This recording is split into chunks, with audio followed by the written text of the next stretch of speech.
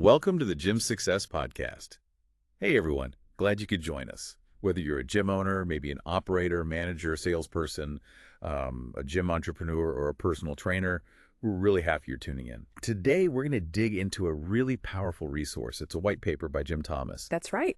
It's called Balancing Customer Friendliness with Sound Business Practices in the Gym Industry. Yeah, and it's quite the title, but the insights, they're spot on. It's a fascinating look at that delicate dance between service and just, staying afloat financially in fitness. Exactly. Our goal today is pretty straightforward.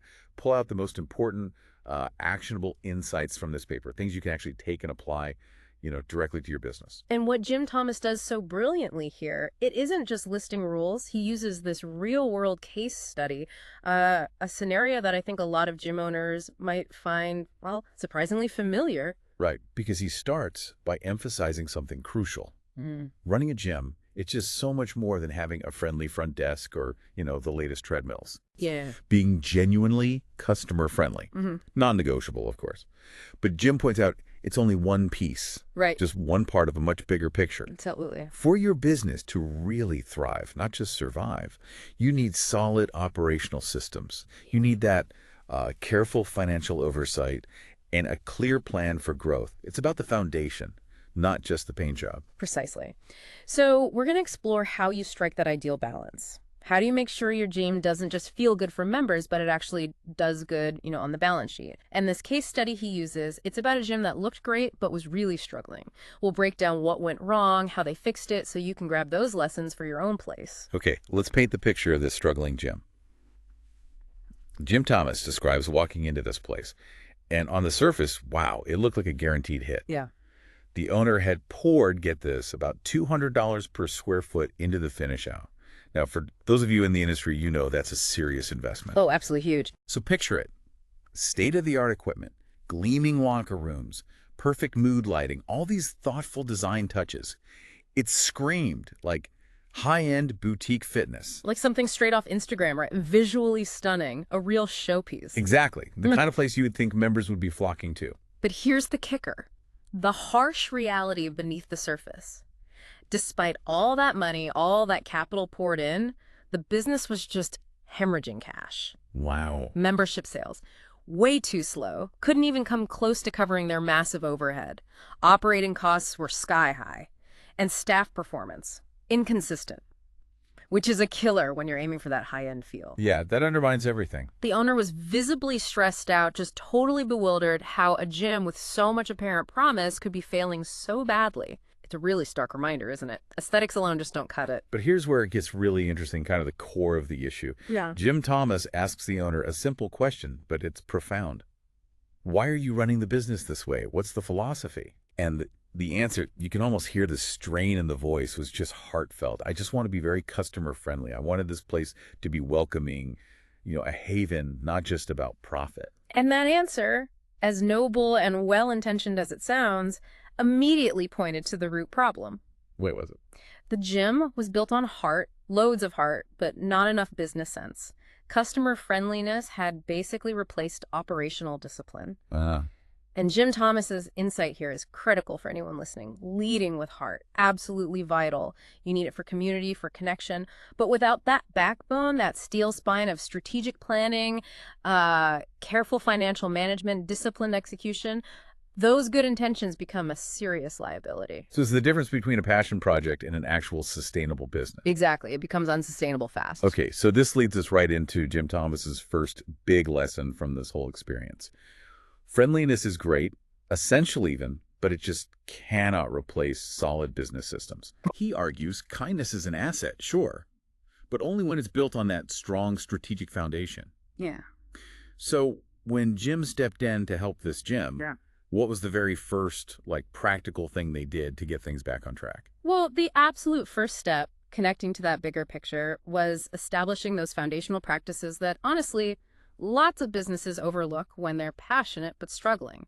They implemented financial planning and budgeting. Okay, makes sense. But, Specifically. Not just tracking what they spent, they used a zero-based budgeting system. Every single dollar had to have a job, had to be justified. Right. So no more just buying things because you always have. Exactly. They had to ask, does this specific expense, like say that fancy organic hand soap in the bathrooms, does it really boost member retention? Or could we use something perfectly good but more cost-effective? Ruthless prioritization.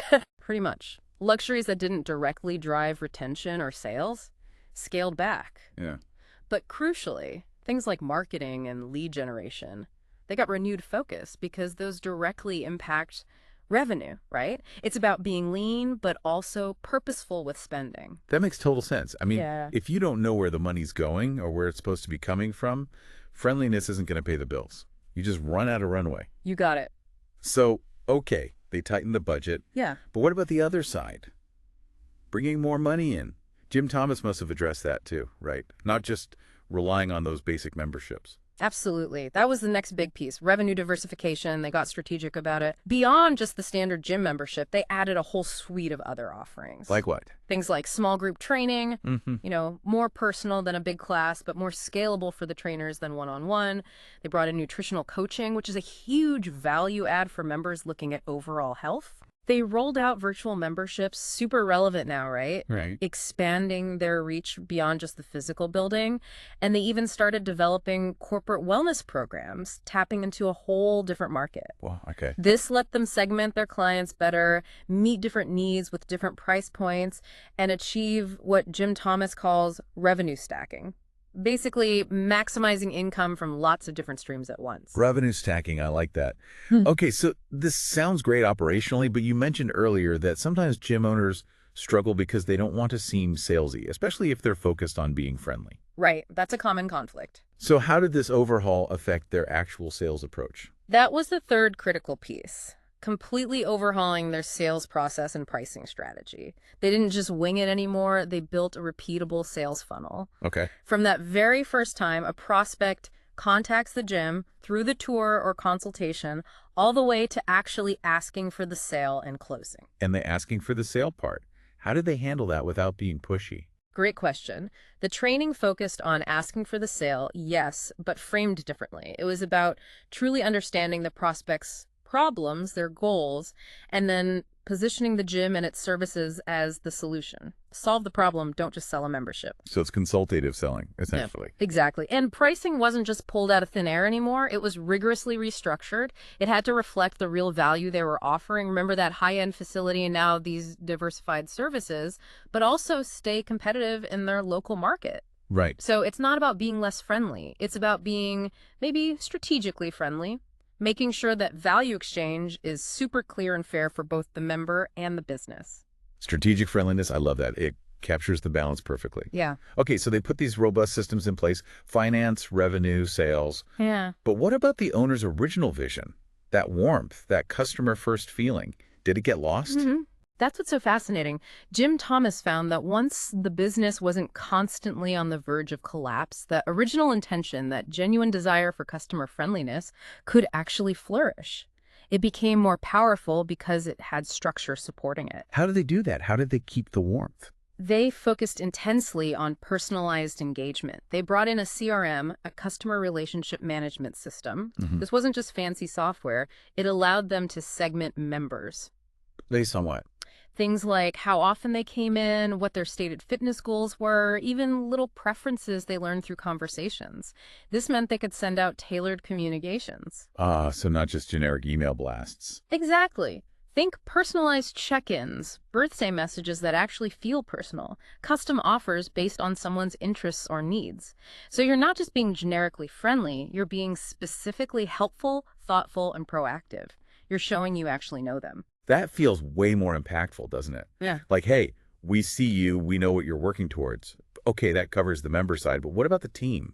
The staff on the front lines every day, how were they brought into this? Staff development was absolutely crucial. This wasn't just a one-off training session.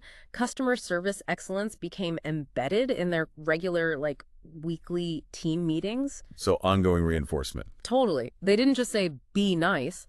They developed specific service scripts for common situations, positive and negative. And really importantly, they established clear service recovery protocols. For when things go wrong. Exactly, because things do go wrong in any service business, right? This gave the staff the tools and the confidence to handle issues consistently and professionally, maintaining that high-quality tone even when dealing with a complaint. It empowered them to actually help. That makes sense. Empowered staff feel better and deliver better service.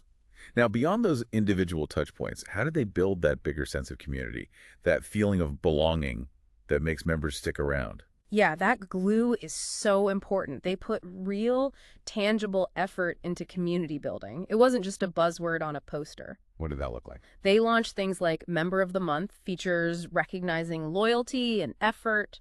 They ran fun, themed fitness challenges to get people engaged and interacting. They organized social events, mixers, things outside of just working out, letting members connect on a different level. Building relationships. Exactly. Right. And they completely revamped the new member orientation. It wasn't just, here's the equipment, good luck. It became a really high-touch onboarding experience, made new folks feel genuinely welcomed, showed them the ropes, introduced them around, integrated them right from day one.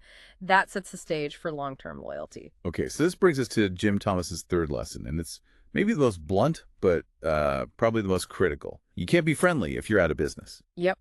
Stark but true. By making that shift, moving away from friendly at all costs to this idea of friendly within a strategic framework, Jim reports this Jim finally started to, turn the corner. And the key question then becomes, what did that actually look like on paper? What were the tangible results? Right, the bottom line. The impact was pretty dramatic. Revenue went up significantly. Why?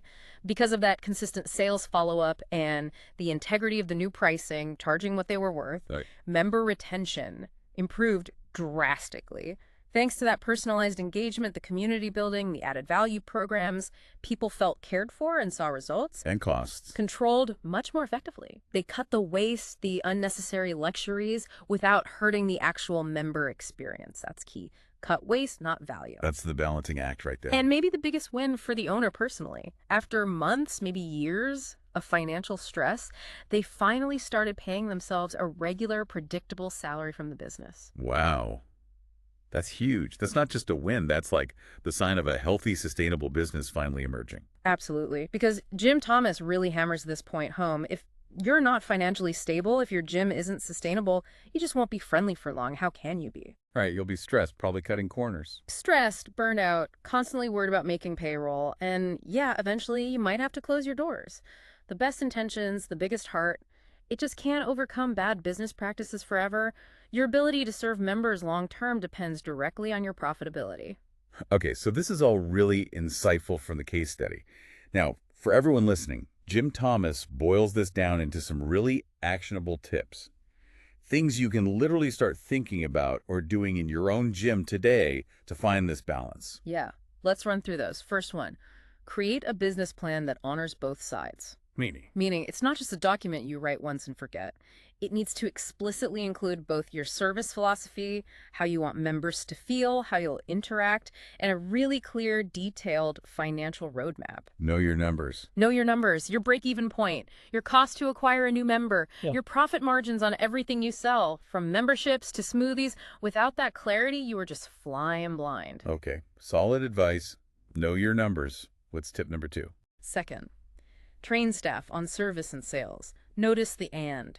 Jim insists you don't separate these like they're enemies. Right. Train your team not just to smile, but to genuinely serve members by solving their problems, helping them reach goals. And often, the best way to help is recommending an additional service, maybe personal training, a specific workshop, nutritional advice. It's help, not just a hard sell. So moving from just a smile to providing an actual solution for their fitness journey. I like that reframing for the team. Exactly. Third tip, establish policies that support member needs and your bottom line. Okay, the tricky policy stuff. Yeah, but friendly doesn't mean zero structure or letting things slide constantly. You need clear, consistently enforced policies for things like cancellations, refunds, maybe class signups, or equipment usage. Why is that so important for friendliness? Because clear policies protect the business's financial health, which we just established is crucial.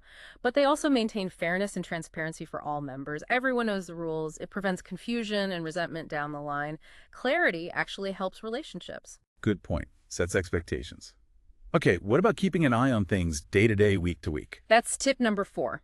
Track KPIs weekly, key performance indicators. This isn't optional. It's like your gym's vital signs monitor. And not just total revenue, right? Definitely not. You need to go deeper.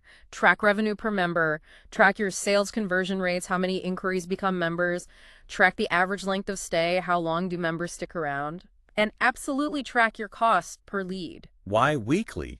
Seems frequent. Because weekly tracking lets you spot trends, good or bad, really quickly. You see a dip in conversions, you can investigate now, not 3 months later when it's a huge problem. It lets you be agile, make informed decisions fast. Okay, stay agile. And the final tip leverages technology. Yes, number 5, automate where you can. Use software. Streamline your billing, manage automated email communications, handle follow-ups for leads, or even check-ins with current members. Why is automation key here? Because every minute your software handles routine tasks is a minute you and your staff get back. It frees up that invaluable human time to focus on what truly matters. Building relationships, delivering amazing in-person service, coaching effectively, having real conversations. Let the tech handle the admin. Let humans handle the connection. That's a great way to put it. Handle the mundane so you can focus on the meaningful. Okay. Okay, so wrapping this up, what's the big takeaway for you, our listener, running your own gym or training business? We know so many of you lead with heart. That passion for fitness, that genuine desire to help people change their lives. It's why you started, right? And that's amazing. Yeah. But as Jim Thomas shows us so clearly, if heart is all you have, if it's not balanced with smart business strategy. Your business, and ultimately your ability to help people, is at risk. What's really powerful here, the core message, I think, is that magic truly happens when your passion for your members is backed up by sharp business acumen. Jim's final thought is really empowering. You don't have to choose. It's not kindness or profit. It's not service or sustainability. With the right systems, the right planning, the right approach to sales and service integrated together, you absolutely can offer outstanding personalized care and run a thriving, profitable business. The gym that truly lasts. The one that becomes a cornerstone of its community for the long haul. It's the one that manages to be both deeply loved by its members and smartly led from a business perspective. That's a really powerful idea to chew on as you think about your own operations. We really hope this exploration of Jim Thomas's white paper gave you some valuable and, more importantly, actionable insights for your own gym or fitness business. And look, if you feel like you need help auditing your operations, maybe revamping that sales process, or building truly sustainable revenue systems, Jim Thomas is someone who can help you develop a plan that really does honor both your members and your bottom line. You can reach out to him directly. His number is 214-629-7223. Or you can email him at jthomas@fmconsulting.net. That number again is 214-629-7223, and the email is jthomas@fmconsulting.net.